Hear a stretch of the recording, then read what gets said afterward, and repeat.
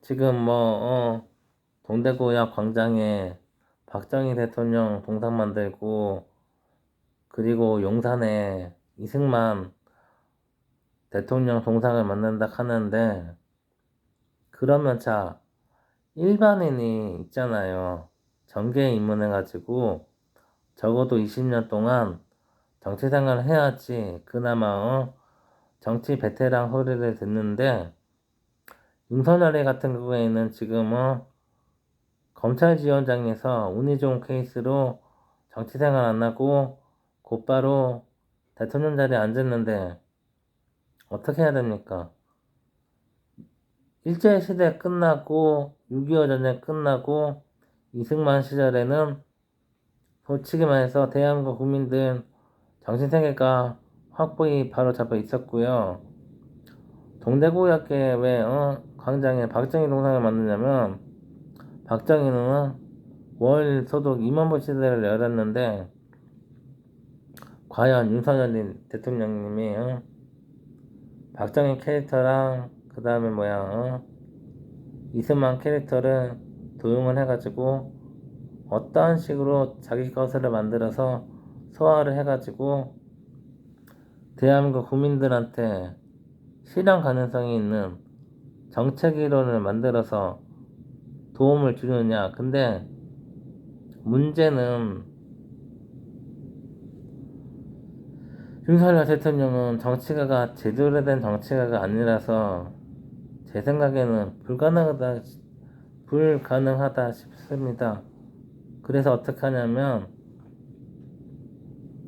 윤석열 대통령 멘트로 여당에 한 명, 야당에 한 명 해가지고 2명을 만든 다음에, 2명을 만들게 되면은 대통령은 집권 여당 소속이 아니고 여야 중립이 돼가지고, 이게 옛날에 말했던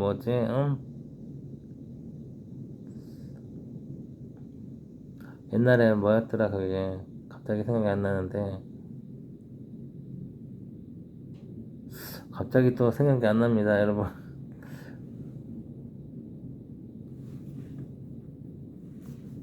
아, 맞아요. 섀도우 캐비닛이라는 정보가 이겁니다. 그래서 대통령이 여야 중립이 되면, 대통령이 국민들을 위한 프로젝트가 하나 있으면 기본적인 정보를 여당에도 야당에도 협찬해주고, 대통령이랑 여야 중에 코드가 맞고 실현 가능성이 있는 정책을 만드는 정당이랑, 특정 정당이랑 대통령이랑 국민들을 위한 프로젝트 하나 있으면 처음과 끝날 때까지 그 특정 정당이랑 대통령이랑 일시적으로 권력을 나누어 갖고요. 그 다음에 프로젝트가 끝나면 또 다른 프로젝트를 만들어서 이렇게 해야지 대한민국 비정상인 정치판이 어느 정도 해결이 되는데, 참고로 대한민국 정치판 불안해서 2가지.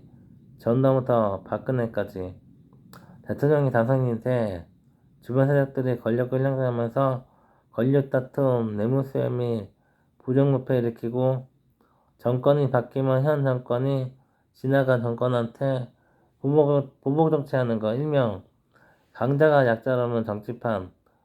2번째 불안에서는 문재인 대통령 시절에 조국 장관 하잖아요. 조국 장관 무슨 장관 내정자 후보를 만들어서 인사청문회에서 검증하는 건 괜찮은데, 대통령 임기 5년 내내 인사청문회 하다가 검증하다가 끝나는 이 정치판의 불안해서 2가지를 어떻게 해결해야 됩니까?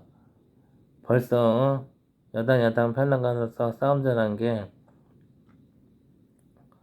60년에서 70년 정도 가까이 되는데, 이 문제를 어떻게 풀어야 돼요?